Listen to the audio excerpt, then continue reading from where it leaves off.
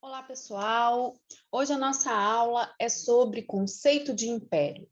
Você sabe o que é império? Tá passando uma novela na Globo, né, com esse nome, Império, mas o que nós vamos estudar aqui não tem a ver com essa novela. Inclusive, nós vamos falar da antiguidade clássica, os primeiros impérios da antiguidade, né? E o que distingue um império, o que conceitua um império, o que é um império.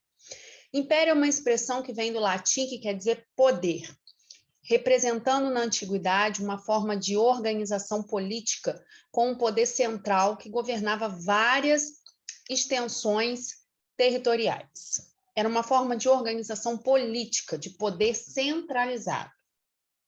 E esse poder era visto em várias extensões territoriais. Aí nós podemos dizer que o império é diferente do reinado. O imperador ele é diferente do rei. Por quê? Porque o reinado ele tem seus territórios bem delimitados, demarcados, suas faixas territoriais. Já o império não. O império ele governa sobre várias extensões territoriais, ultrapassando limites, vários reinos juntos formando um império só nas mãos de um único imperador. Tá? Então, o império ele vai muito mais além do que o reinado, a sua vastidão territorial.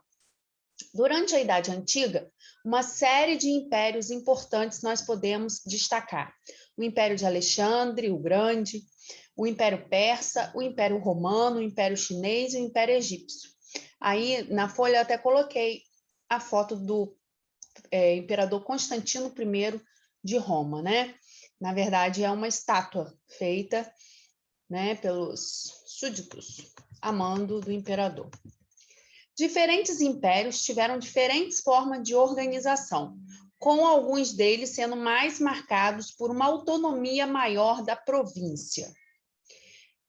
As diferentes regiões que compunham o império. Então, alguns impérios davam uma certa autonomia para suas províncias, por serem vasto demais o império, por ser ele muito assim grande territorialmente, ele dava autonomia para suas províncias e delegava poder para os chefes de províncias que tinham que prestar total obediência e mostrar, né, o desenvolvimento dessa província para o imperador. Ficava assim mais fácil o imperador governar as províncias, tendo assim dado essa autonomia.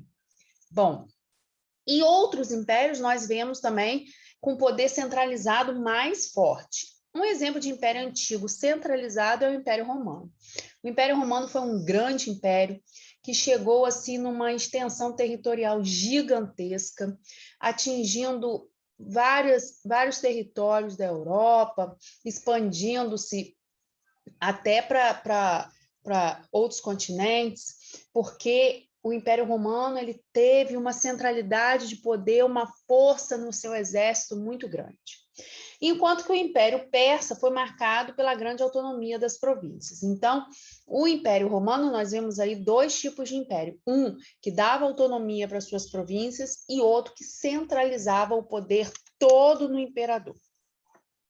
Caracterizado, sobretudo, por grandes extensões territoriais, o império agrega nações e povos que podem ser culturalmente diversos em territórios que não necessariamente são geograficamente contínuos.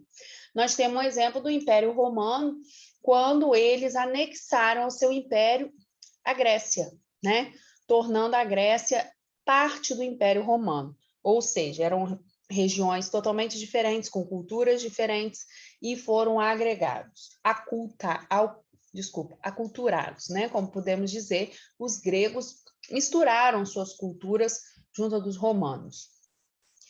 Assim, o império goza de grande poder que o concede autonomia para reger grandes territórios e ainda exercer influência sobre outras regiões. O império, na verdade, ele é o quê? Ele é governado por um chefe supremo, que é chamado de imperador. O último país no mundo que utilizou o termo império em sua definição como Estado foi o Japão. O chefe do Estado japonês continua sendo chamado de imperador até hoje. Único caso no mundo. Então, é o único caso que nós vemos hoje ainda como império, é o Japão. que, na verdade, o chefe continua sendo chamado imperador, mas não é aquele império antigo como era antes, tá? Hoje nós não vivemos mais o império. Nós vamos falar aqui do Brasil também. O Brasil já teve seu momento de império antes de ser república. Foram vários os impérios que existiram ao longo da história da humanidade. Entre eles, pode-se destacar o Império Bizantino, o Império Romano, está assim destacado aí em azul porque foram grandes impérios, o Império Português, o Império Espanhol, o Império Russo, o Império Persa, o Império Otomano, o Império Chinês e o Império Azteca, dos povos astecas aqui na América. O Brasil também teve seu momento de império. Assim que o Brasil se tornou independente de Portugal, em 1822, né, quando os portugueses aqui chegaram, fizeram o Brasil de colônia de Portugal. Mas em 1822, 322 anos depois que os portugueses aqui chegaram, né, foi declarada a independência do Brasil e a ex-colônia foi declarada como Império do Brasil, com seu governo sob a responsabilidade do imperador Dom Pedro I. Esse primeiro imperador não obteve muito sucesso como monarca. Foi, de fato, uma importante figura para a independência do Brasil, porém não possuía a habilidade necessária para governar seu território, que estava sendo ameaçado pelos portugueses, que queriam a colônia de volta, que queria Dom Pedro de volta lá em Portugal, né? Tanto que foi forçado a renunciar em 1838 e voltar para Portugal. Seu filho, que aqui ficou, possuía apenas 5 anos de idade e não podia tomar o poder. E por isso foi instaurado aqui no Brasil o governo regencial. Nós somos regidos entre um império e outro por regências, até que o filho de Dom Pedro I obtivesse maioridade para assumir o seu posto como herdeiro do Império do Brasil. Chegando o momento, Dom Pedro II consagrou-se como segundo imperador da nossa história. Muito melhor do que o seu pai, Dom Pedro II permaneceu quase 50 anos no governo do Brasil, até que a República foi finalmente proclamada em 1889. Então, nós temos vários legados que o segundo imperador do Brasil deixou, a criação do Banco do Brasil, o Museu de Petrópolis, a Academia Nacional, né? A Biblioteca Nacional. Ele investiu muito em arte, muito em cultura no Brasil. Deixou vários legados, diferente do pai dele, que não teve nem tempo e nem habilidade para governar o Império Brasileiro. Nosso período imperial durou 67 anos. Então, nós tivemos um império basicamente curto, né? Se formos analisar os grandes impérios do mundo, 67 anos foi basicamente curto. Bom, na verdade, essa aula aqui a gente não vai entrar muito em detalhes de nenhum dos impérios, nem romano, nem bizantino, nem persa, nem brasileiro. É apenas um conceito do que é império, tá? Então, aí no exercício nós temos exercitando o que é império e qual o império que mais se destacou na Idade Antiga. Nós tivemos, no texto vocês vão ver vários impérios que se destacaram na Idade Antiga, mas teve um em específico que atingiu uma grande extensão territorial através de guerra, através do seu exército poderoso, foi anexando vários territórios e tornando-se um império muito vasto em extensão territorial.